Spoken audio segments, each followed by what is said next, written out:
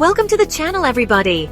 Now, let's talk about money. Because we know money talks, but sometimes our money is whispering help because we're stuck in debt up to our eyeballs. We're diving deep into the 5 danger zones of debt. Those sneaky traps that can leave your bank account emptier than a politician's promise.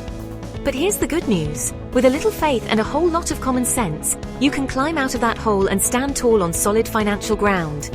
So if you're ready to master your money, get those credit card statements out, grab a pen and paper, and let's get this thing started. Red light, impulse spending. All right, y'all, let's talk about impulse spending. You know how it is. You walk into the store for a gallon of milk and come out with a new TV, a pair of shoes you just had to have, and enough snacks to feed a small army. Your right to buy that shiny new thing might be leading you right into temptation and debt. 1 Corinthians 10 verse 13 says, "No temptation has overtaken you except what is common to mankind, and God is faithful. He will not let you be tempted beyond what you can bear, but when you are tempted, He will also provide a way out so that you can endure it." See, there's always a way out. So next time you're about to hit that buy now button, hit the pause button instead. Ask yourself, do I really need this, or is this just my flesh talking? Trust me, your wallet will thank you for it. The Joneses ain't paying your bills. We live in a world where everybody's trying to keep up with the Joneses. But let me tell you something, folks. The Joneses are broke. They're drowning in debt, trying to impress people they don't even like with money they don't even have. Listen, there's nothing wrong with having nice things, but don't let the pressure to keep up with everybody else drive you into debt. Contentment, that's the key. Be grateful for what you have, and remember that true wealth isn't measured by the size of your house or the car you drive. It's about having peace of mind, a loving family, and a strong relationship with the Lord. The blueprint to financial freedom. We're talking about getting your finances in order, and that starts with a budget.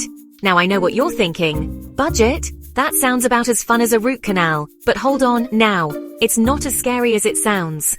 Proverbs 24:27 says, "Put your outdoor work in order and get your fields ready. After that, build your house." See, even the good book talks about getting your house in order, and your finances are part of that house. Proverbs 31:16 tells us, "She considers a field and buys it. Out of her earnings she plants a vineyard." Now that's a woman with a plan. She's got a budget, she's making investments, and she's building something for the future.